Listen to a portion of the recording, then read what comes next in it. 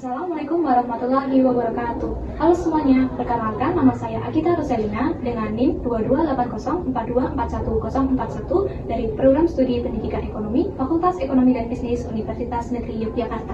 Pada kali ini saya akan menunjukkan video pembelajaran saya di kelas 11 Bisnis Retail 1 pada mata pelajaran Komunikasi Bisnis, materi penerapan komunikasi dalam dunia bisnis dengan model pembelajaran Discovery Learning. Selamat menyaksikan.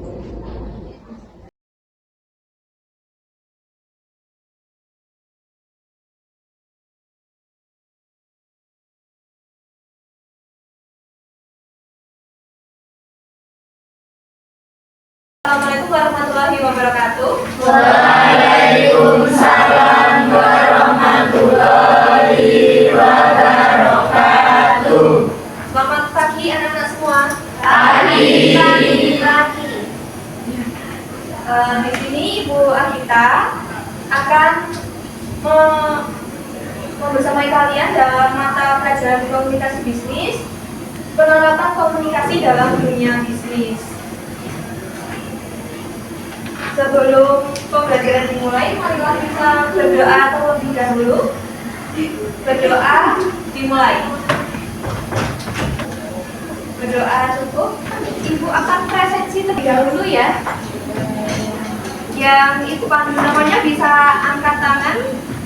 Adila Safarani, Adinda Amira. Biar tambah semangat, Ibu punya jargon. Masih ingat nggak? Jargon sih. Bisnis kita satu. Komunikasi ketat, retail bebas. Nah, untuk topik materi yang akan kita bahas pada pagi hari ini yaitu yang pertama dasar dari komunikasi bisnis, lalu bentuk dan jenis komunikasi dalam bisnis, lalu ada etika komunikasi bisnis, dan yang terakhir keberhasilan dan hambatan komunikasi bisnis. Nah, untuk tujuan pembelajarannya, setelah kalian mempelajari pelajaran pada pagi hari ini, diharapkan kalian dapat menjelaskan pengertian dari dasar-dasar komunikasi bisnis, lalu dapat mengidentifikasi bentuk dan jenis komunikasi bisnis, lalu dapat menganalisis faktor yang mempengaruhi keberhasilan komunikasi bisnis. Sebelumnya tadi menjelaskan prinsip dan pentingnya etika dalam komunikasi bisnis, dan yang terakhir mengidentifikasi berbagai hambatan dalam komunikasi bisnis. Pernah tidak kalian datang ke toko lalu kalian itu dilayani dengan cuek atau malah bentak? Pernah. Terus perasaan kalian bagaimana? Sakit hati? Kesal, khawatir, nggak mau datang lagi. Nah, dari peristiwa ini kita dapat menyimpulkan bahwa komunikasi bisnis yang baik, yang beretika itu sangat penting dimiliki oleh pebisnis ataupun pengusaha. Oke, masuk materi yang pertama yaitu dasar komunikasi bisnis. Siapa yang tahu pengertian komunikasi? Ada yang tahu? Ya. Komunikasi adalah proses yang dilakukan oleh dua orang atau lebih untuk memperoleh pengertian sama dan mengubah sikap atau pengetahuan pihak-pihak yang terlibat dalamnya. Iya, betul sekali. Jadi komunikasi itu penyampaian informasi dari komunikator ke komunikan. Komunikator itu apa? Komunikator. Kalau komunikan?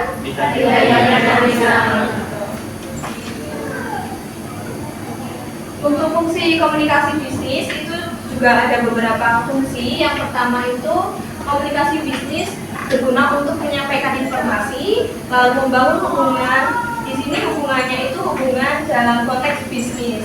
Lalu ada mendukung pengambilan keputusan dan mempengaruhi serta mempersuasi. Untuk tujuan komunikasi bisnis juga hampir sama dengan fungsinya. Untuk teknik komunikasi bisnis ada asosiasi, yaitu penyampaian pesan. Komunikasi dengan cara menumpangkannya pada suatu objek, lalu ada integrasi, yaitu kemampuan komunikator untuk menyatukan diri secara komunikatif dengan komunikan, lalu ada ganjaran, yaitu kegiatan untuk mempengaruhi orang lain dengan cara menyembunyikan hal yang menguntungkan, lalu ada tataan, yaitu upaya untuk menyusun pesan komunikasi demikian rupa sehingga enak didengar, dan materi, yaitu seni seorang komunikator untuk meraih kemenangan dan perdebatan. Untuk syarat komunikasi yang efektif itu disingkat 7C. Yang pertama, concreteness. Ada yang ingin menjelaskan? Saya. Ya, silakan. Completeness adalah komunikasi harus lengkap dalam menyampaikan seluruh fakta. Betul. Lalu ada consideration, yaitu komunikasi harus mempertimbangkan hal-hal yang dimiliki oleh khalayak. Ada clarity, yaitu komunikasi harus memiliki kejelasan, clear. Lalu ada concreteness, yaitu komunikasi yang jelas, khusus dan menguatkan rasa percaya diri. Ada courtesy, yaitu pesan yang disampaikan memperlihatkan ekspresi pengirim pesan. Selanjutnya, bentuk dan jenis komunikasi dalam bisnis. Jadi, komunikasi itu berdasarkan cara penyampaiannya dibagi menjadi dua, yaitu apa saja? Komunikasi langsung Dan komunikasi tidak langsung.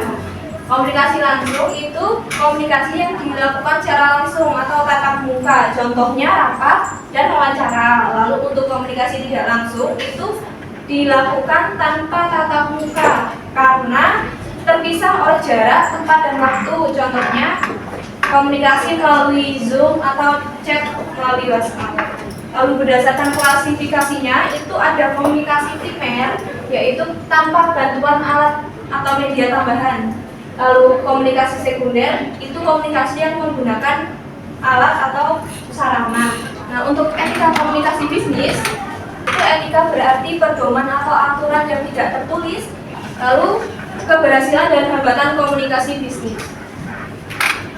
Keberhasilan komunikasi bisnis itu dapat kita lihat dari beberapa faktor. Yang pertama, persepsi, di mana ada kesamaan pesan yang diterima.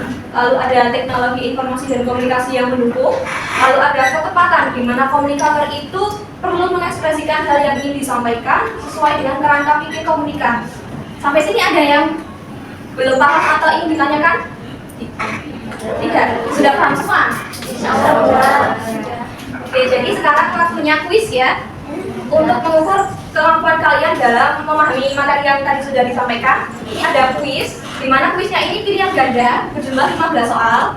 Nanti ada 5 pilihan jawaban A sampai E. Nanti anak-anak semua ibu kasih alfabet D. Ibu tanyakan soalnya di sini, nanti tinggal menyilang aja ya. Soal yang pertama, suatu proses yang dilakukan oleh 2 orang atau lebih untuk memperoleh pengertian sama dan mengubah sikap atau pengetahuan pihak yang terlibat di dalamnya disebut. Silakan dipilih jawaban yang kalian rasa benar.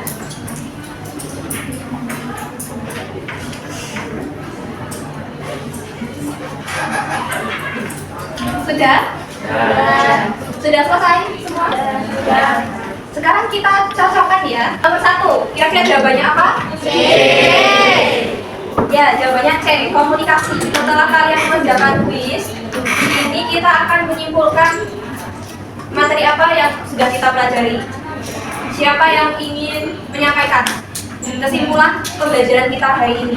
Kita mempelajari apa saja?